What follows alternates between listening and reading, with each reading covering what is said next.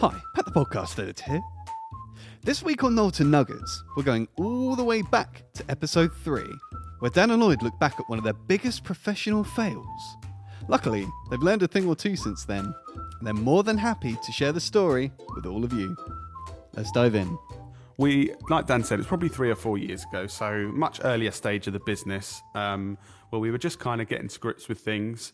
But we had this opportunity to go for this work that would have been massive, a game changer for the business, basically. You know, the kind of deal that everyone has in their business. There's a value for all of us where you think, oh, wow, if we could get that, you know, for the next 6 months, for the next year or whatever, that would really change the business. Yeah. So obviously really excited about this.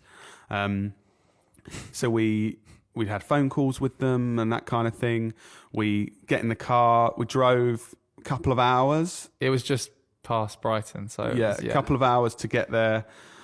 Think, oh, what a great opportunity. We're going to meet these people. We were so excited. Talk about what we can do for them. It's going to be great. And we, like I said, drove 2 hours, both of us. So took our time out of the business, not doing any paid work, not doing any of the other stuff, because we're both committed to this. And at this time, it was just me and Dan working for the business. So we're really into this. And we got there, did all the someone let us through to this room. Went into the boardroom. Big screen and stuff. And then I remember sat down and the lady, one of the board members, sort of said, so where do you want to plug into? Or where do you want to present? And we sort of said, what? Where do you want to plug in for the presentation and the pitch? And we said, oh no, we haven't got any. And I sort of got my iPad. We're in a crap case that I've had, like a first generation iPad. And I was like, well, we can show you some stuff on here, some examples of what we're talking about, but we don't need to plug in anywhere. And at the time, we didn't really kind of get it. We basically went to a pitch without a pitch. Yeah.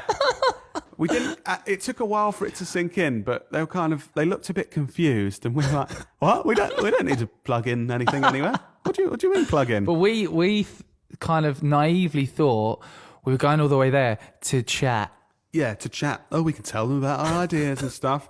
And now, as the business has progressed, knowing how agencies work, you go into a brand like we do now, and you pitch creative ideas based on an objective they've and you've said. got a lovely presentation that you're going to deliver to them. You're going to have a chat informally in between, but it's going to look great. You put loads of effort in. So obviously that's what they're expecting, and probably what 3 or 4 other businesses had done for them about half an hour before we got there. We turned up for a chat.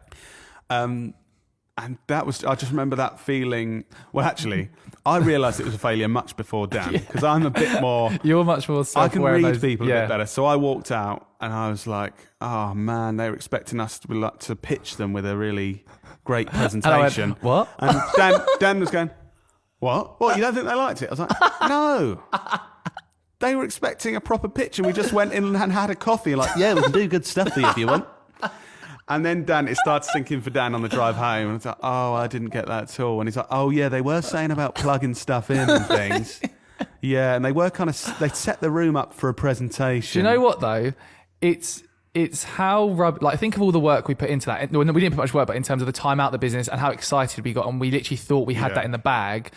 The dramatic thing of how rubbish we felt afterwards makes you always remember to not do anything like that again. And then from then on, we've probably overly prepared for everything because that made us feel so rubbish. Yeah, every meeting you've got with potential clients or anything, and also you make sure you're ultra clear, but on both sides. Yeah, managing expectations. What is this for? So sometimes people do genuinely want to meet you at first for a chat, and it's kind of like, am I going to get on with these people to work with? Yeah. Can they prove to me in a half an hour conversation they kind of know what they're talking about? Yeah.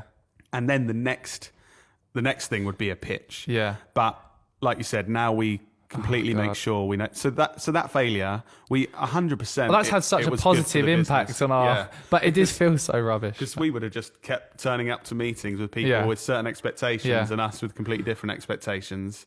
So that was interesting. But they went out of business. They were doing really well. They went out of business recently. So.